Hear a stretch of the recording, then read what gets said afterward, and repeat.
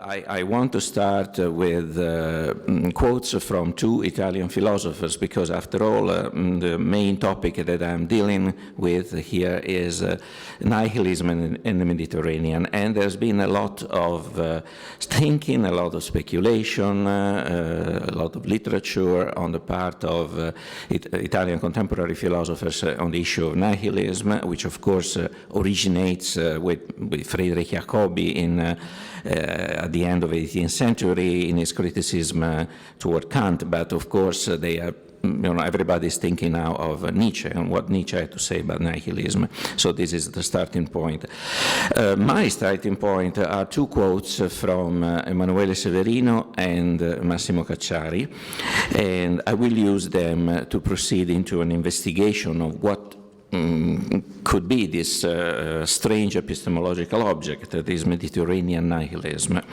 So I will begin here with this quote from Emanuele Severino's L'essenza del nihilismo, Essence of Nihilism. A book has not been yet published in English, but I hope it will be soon. I have been one of the editors of the English edition of this book. I still don't know, who will be the publisher, but I think that sooner or later the book will come out.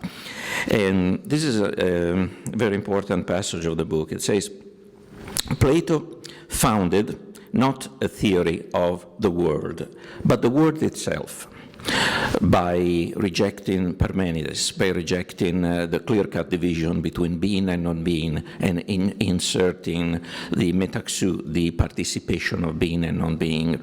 So he created the world. Before Plato, there was neither world nor production and destruction. They had been waiting in concealment to be called into the light. For the world, the participation between being and nothing, to come to light, being and nothing had first to be called forth from concealment.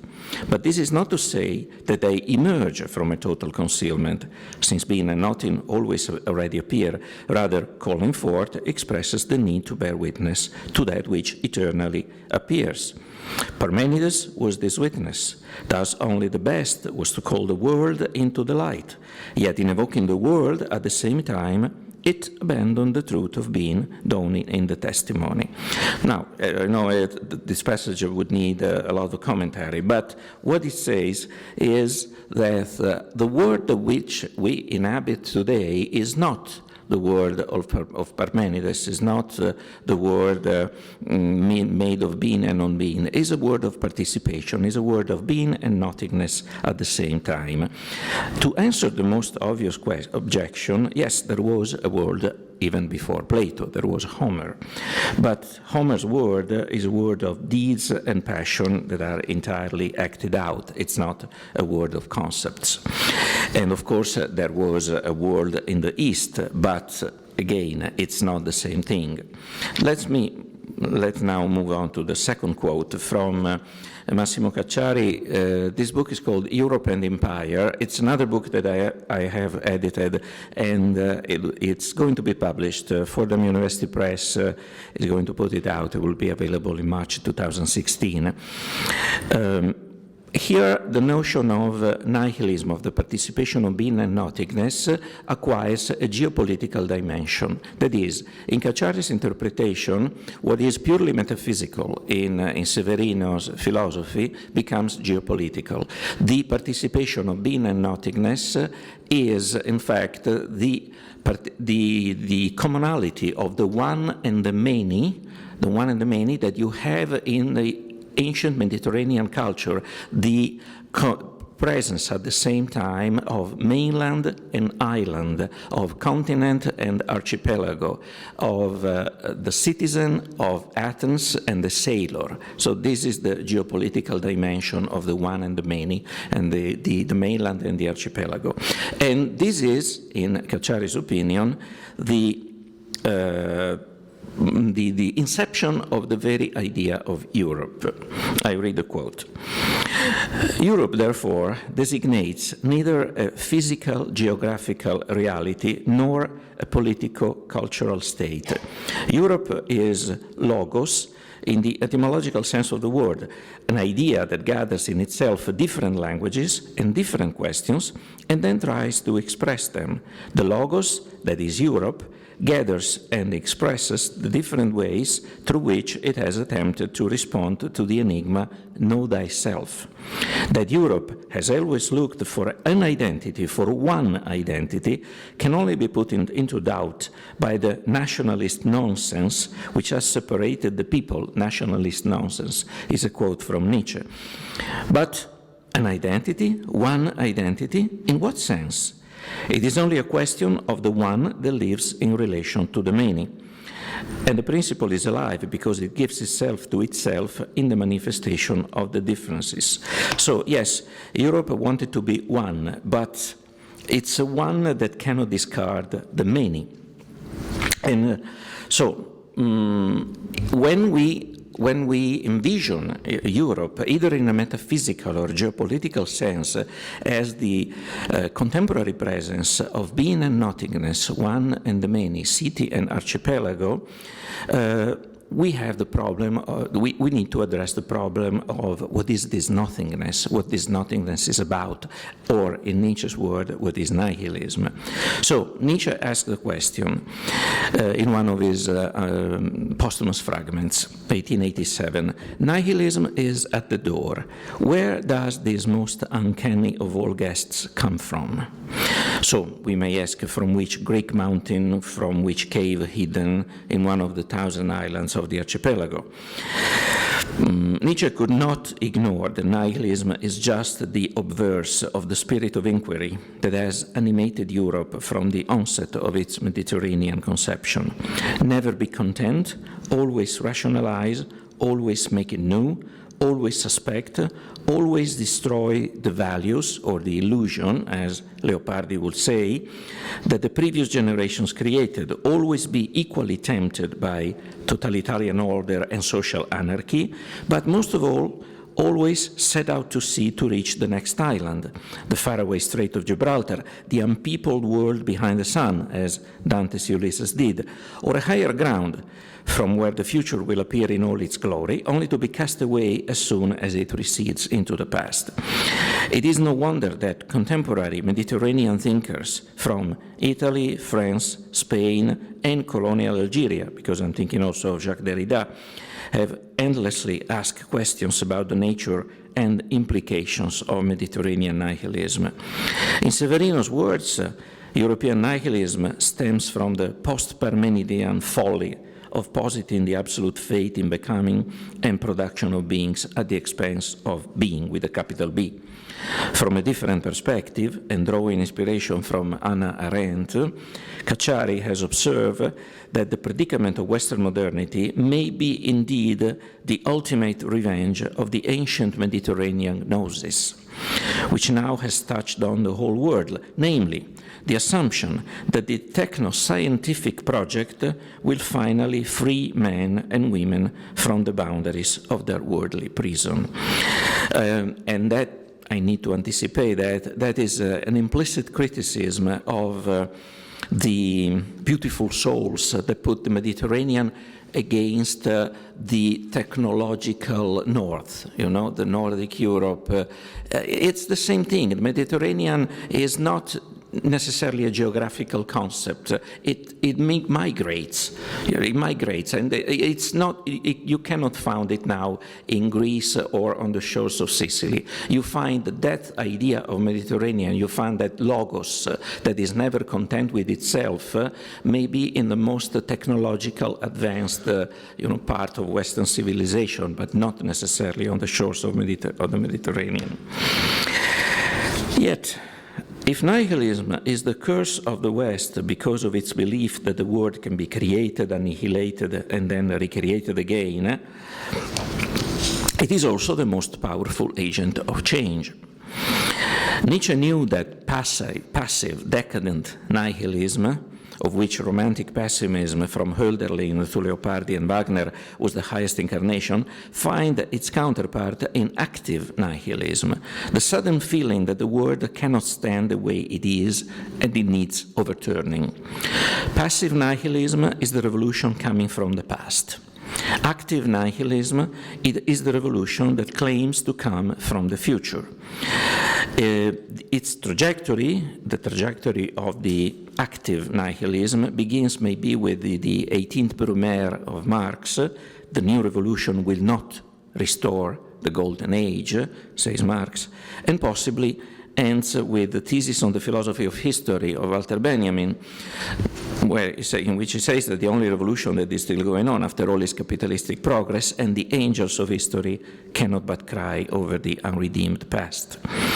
As the top of the arc stands Nietzsche's will to power, the permanent revolution that by means of the eternal return appropriates both future and the past.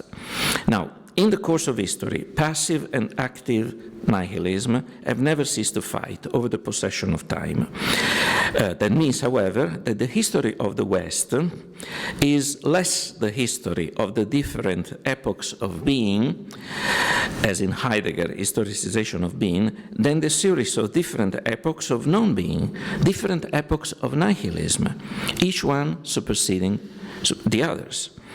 So Judaism and Christianity, for example, introduced the nihilistic idea that God, the creator, was independent from its creation, a belief that only Spinoza has had the strength to challenge. The Lutheran Calvinist Reformation pushed the Augustinian idea of predestination to its nihilistic edge by denying all value to human agency and, at the same time, proclaiming the lack of agency as the worst sin. As a result, the West has enjoyed, so to speak, and endured the nihilism of industrial revolution, of colonialism, of capitalist economy, and many others.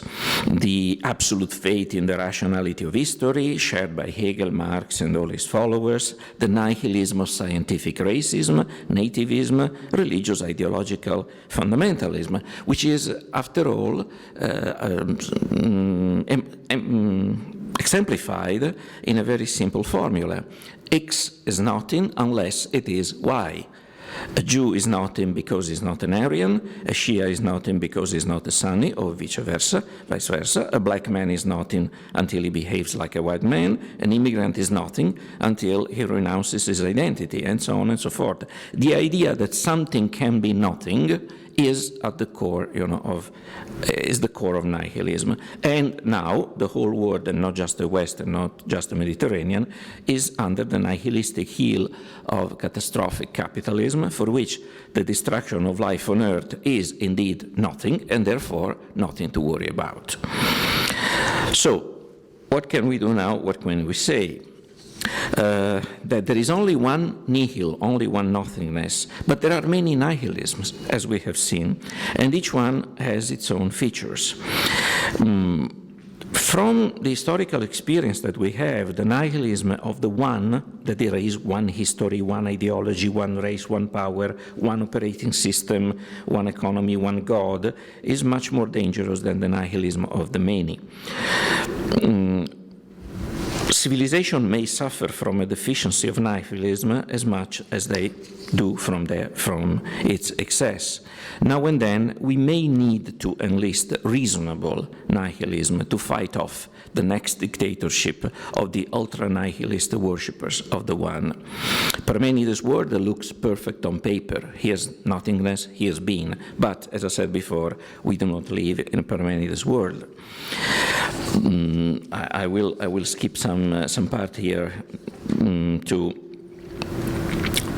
go back to the Mediterranean issue. So, when Nietzsche muses about the Mediterranean Sea as the cradle of his philosophy of the future, pitted against the dreadful German spirit personified by Wagner, how deep was his understanding of the Mediterranean cultures, and how much was he influenced by a northern bias? So he was trying to escape from northern nihilism, but how much was he aware, and to a certain extent he had to be aware, that the northern nihilism used to be southern nihilism before it became northern.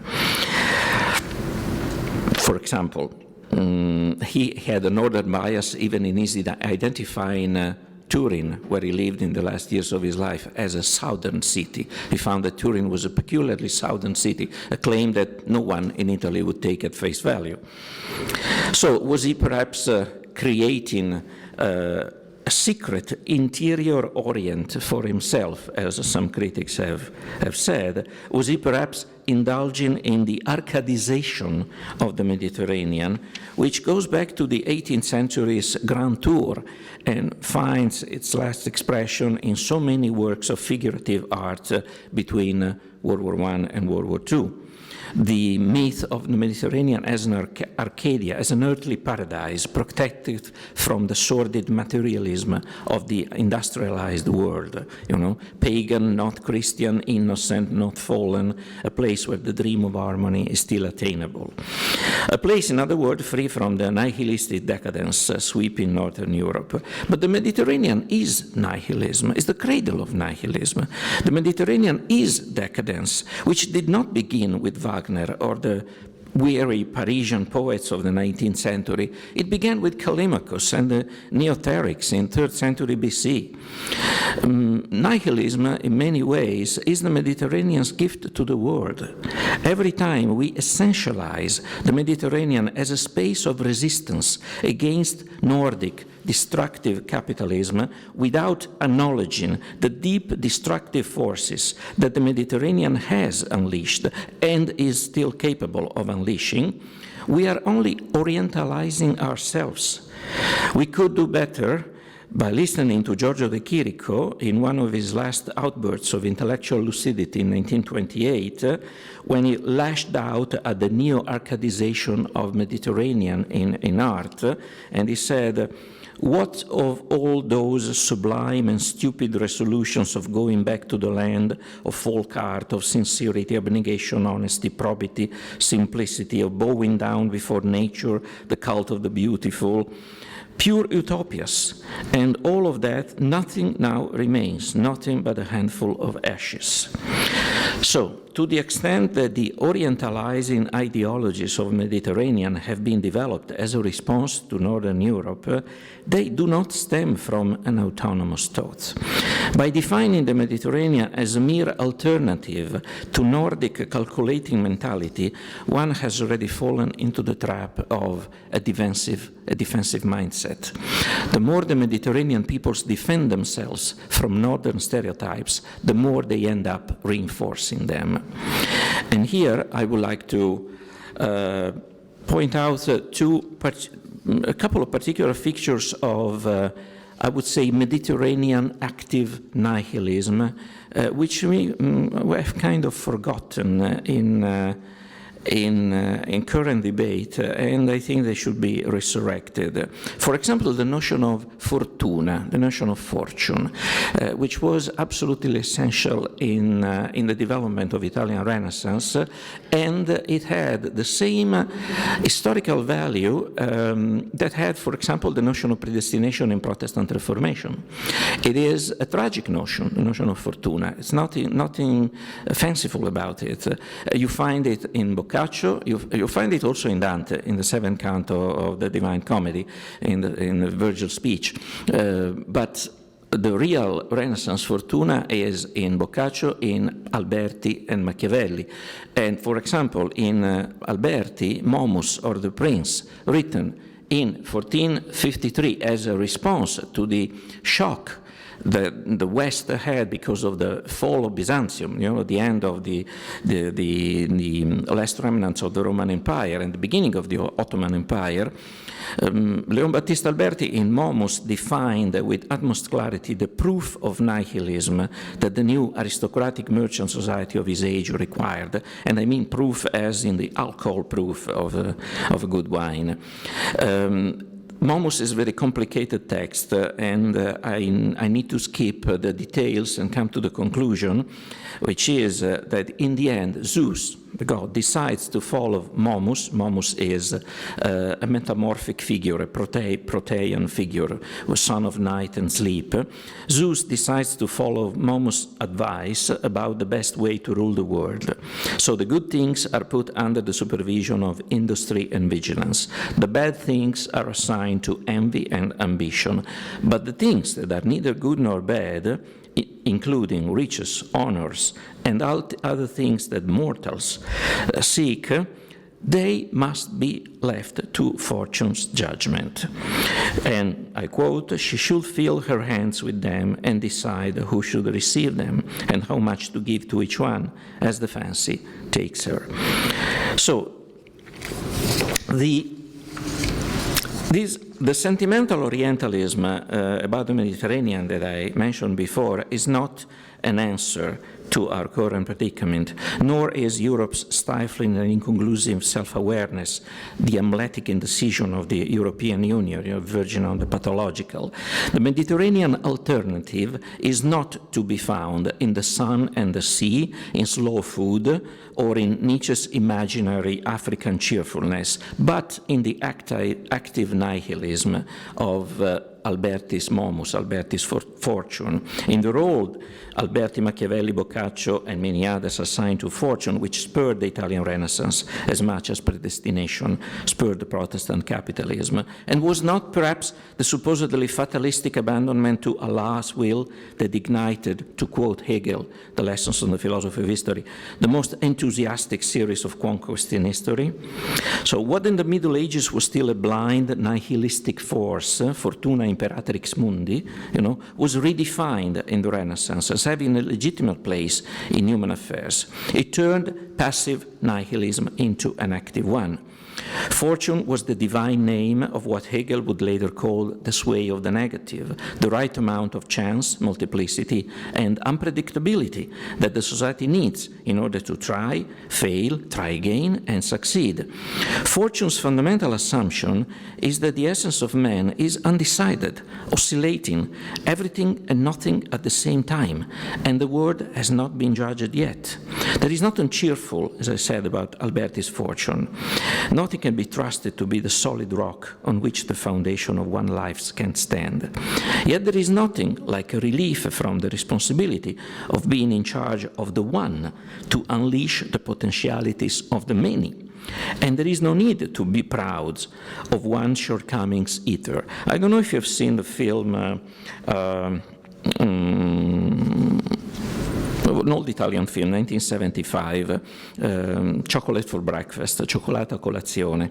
It's about Italian immigrants in Switzerland, and they are rejected by the Swiss authority, and they are sent back to Italy. And so they're put back on a train, and they start shouting at the Swiss policemen, "You don't have the sea, you don't have the sun." Yes, but they don't have a job.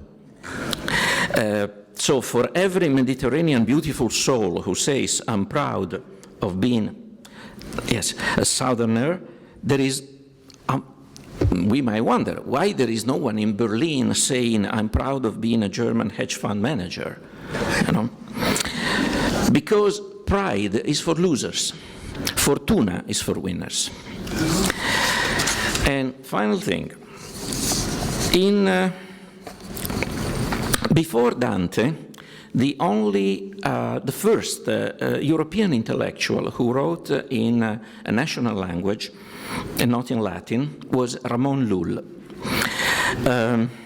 In his book called The Book of the Gentile and the Three Wise Men, 1274-1276, we have a very sweet parable of a supposedly non-nihilistic quest echoed by Boccaccio in the Melchizedek tale in the Cameron first three. We have a Christian, a Muslim, and a Jew explaining their theologies to a doubtful pagan. When the pagan, announces to them that he has finally decided which religion to embrace, the three wise men do not want to hear his choice, fearing they would lose the pleasure of meeting again to resume their conversation. There is no doubt that this is the thought that Europe needs, Mediterranean Europe as well as Northern Europe. It is within its grasp and still could be its destiny.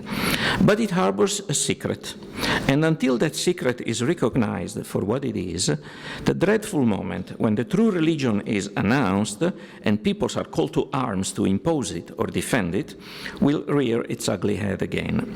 The secret is that the three great monotheistic religions might be united less by their faith in their own God than by their specific nihilism, which resides precisely in their passion for an infinite quest, which inevitably will bring them to devaluate their current values to instate new and truer values. And yet, this very splitting, which cuts through the three religions, also unites them, making communication possible insofar as the priests of the three religions acknowledge that their doctrines are in themselves split, and the crack of nihil has already created a gap in their impossible contradictory tenets. The three wise men will resume their conversation insofar as they do not have full access to the truth of their own desire. Their opponents from other confessions guard the truth they are looking for, like the fathers of the church who define themselves against the heretics. The wise man's only hope is that they will receive the truth about themselves from their own infidels.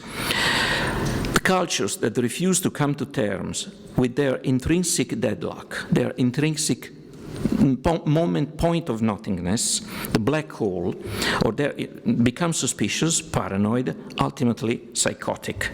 For nihilism is a pharmakon in the Greek sense of the word. It can be poison or medicine.